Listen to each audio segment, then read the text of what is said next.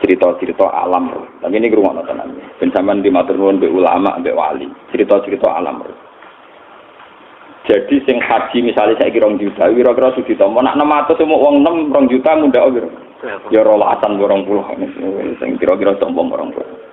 Ini bukan teori bikin-bikinan khas-khas klinik buatan atau khas-khas dunia spiritual rohani ini buatan.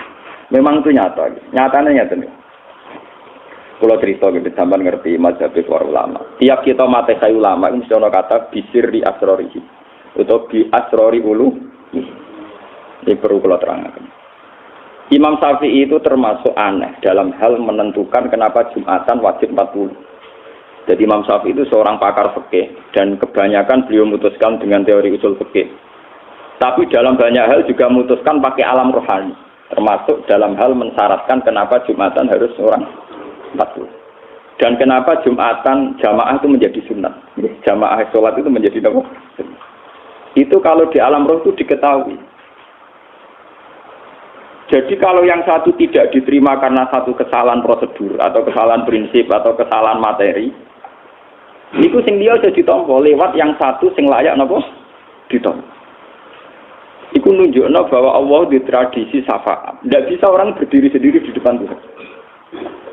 Jadi sampean bayangkan haji ini sampean tompo iki. Misalnya kula saleh, wapian terus di pengaruh, mbok dikajekno kelar ganjaran mesti setengah mafia. Wong saleh ora ngarep juga seneng. Dagangan tasbih nganti kelar kaji piye ya. Mesti setengah markus sidik-sidik itu malah gampang kelar napa. Andai kan warisan itu murni milik kita karena dari orang tua. Mungkin dari orang tua ke kamu tidak sengketa, tapi dari orang tua kamu ke mbahmu juga rawan napa? Sengketa. Nggih, Bos. Paham ya?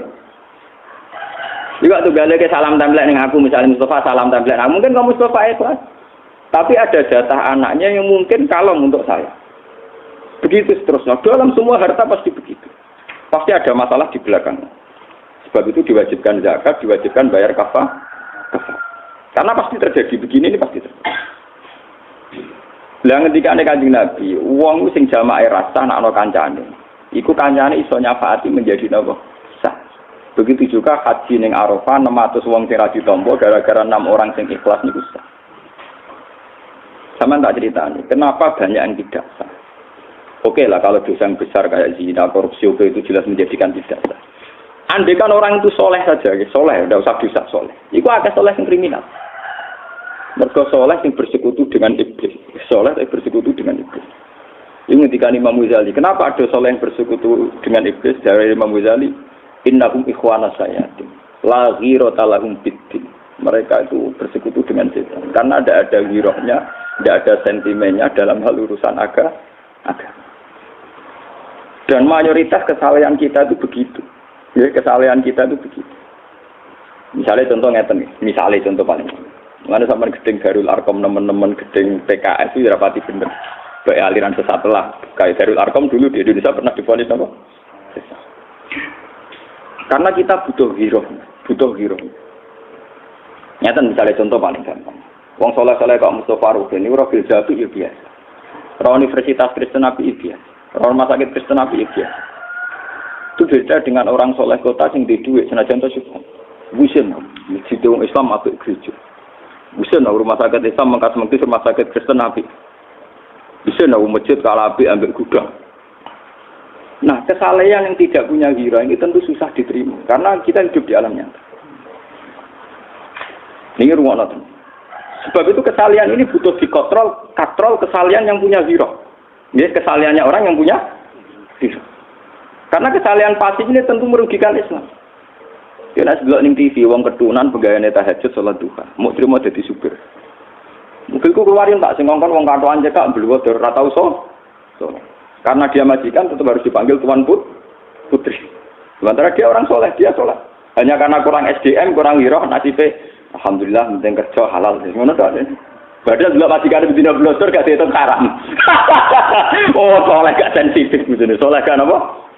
Dia ngitung halal karena rezekinya dari kerja gak nyolong. Tapi dia tidak pernah sadar institusi kesalahan dia diijak-ijak oleh orang do. Lalu kalau bolak-balik matur teng para kiai, aku mbok ijmi mbok sekuler lah. Sik bid'ah tetap tak hormati, tak fatihai. Bagaimanapun mafia di Indonesia itu dulu terbongkar bahwa Indonesia sudah kayak miliknya Cina itu ketika banyak intelektual Muslim yang ngerti peta politik. Sehingga kekuatan-kekuatan Cina yang menguasai pejabat di Indonesia sedikit demi sedikit tergeser. Bahkan mafia-mafia kasus itu tergeser dari lewat intelektual Muslim yang mungkin mereka tidak santai. Tapi mereka yang punya kekuatan bisa membongkar, bisa melawan. Kalau kita melawan apa? Bisa bayangin dilawan Rukin Mustafa. Karena kita sering punya orang-orang soleh yang paling pantas saja jaga gudang, supir. Memang dari segi kesalahan harus kita hormati, pasti kita hormati. Tapi kamu juga sadar hidup itu tidak sekedar dengan kawan, ada lawan, dan lawan ini butuh kompetisi. Dan itu hanya bisa orang-orang Islam yang punya ghirah, punya sentimen, punya kepekaan sentimen. Luwih dosa meneh sing sugih ati sentimen parah meneh, mergo wis mampu ora bergerak. Nah, anak Rukin Mustafa dosa apa meneh sing luwih sugih luwih dosa. Nah, ini menjadi masalah. Saya itu istikharah berkali-kali. Masalahnya umat Islam itu di sini. Yang soleh sekalipun itu tidak punya sentimen, tidak punya ghirah. Dan itu saya baca di Ihya, di kitab-kitab yang orangnya itu sufi-sufi. Tapi ternyata cara pandang sama dengan kita-kita yang modern. Islam itu harus punya ghirah. Coba teman baca saja, tidak usah jauh-jauh, baca saja peta Indonesia. Dulu kayak apa kuasanya bos-bos dari Cina. Ketika Ismi kuat, Islam kuat, sehingga di akhir Soeharto banyak umat Islam yang jaga. Kemudian mulai Cina tersingkir. Kemudian umat Islam banyak yang kaya. Tidak aneh sekarang kalau pengusaha Muslim soleh kaya raya. Dulu kayak mohal, kayak apa? Kayak apa? Mohal. Pulau nu menangis sih, pulau nu camat gelem sholat itu kiai sak daerah seneng ra karuan. Saya ini camat sholat biasa, tahlilan biasa. Bisa kok aneh, ono camat kok apa? Sholat. Ternyata ini berangkat dari giroh-giroh, kesalahan-kesalahan yang punya giroh. Sampai wong Islam di bawah ketiak, di bawah kekuasaan non-Muslim. Atau dalam konteks internal Islam, sampai Islam soleh, di bawah ketiak Islam ora soleh. Pulau di pengalaman tragis dalam hal ini. Pulau di konco saat ini setengah stres. Gara-gara di santri soleh, melarat kerja jadi supir Cina. Suatu saat Cina itu bangkit. Kalau hasil saking bagusnya bingung bengi-bengi itu golek lonte. Ini sih golek lonte supir. Pokoknya toko mater teror ini aku bengi. Dia santri gak golek dipecat, golek no santri. Udah dia kodok kulon benar. Lekut bener jenengan, tak pikir haram. Nah ini cerita betapa soleh-soleh yang tidak memaksakan diri ber-SDM, tidak memaksakan diri mandiri itu punya akibat yang buruk yang dialami teman saya. Nah ini kalau cerita mawon, betapa kita yang soleh harus punya watak, punya mental kompetisi. Ya? Kalau tidak kita akan begini terus. Sebab itu mungkin sekali orang-orang soleh ini hadirnya ditompo kangelan karena tingkat girohnya rendah.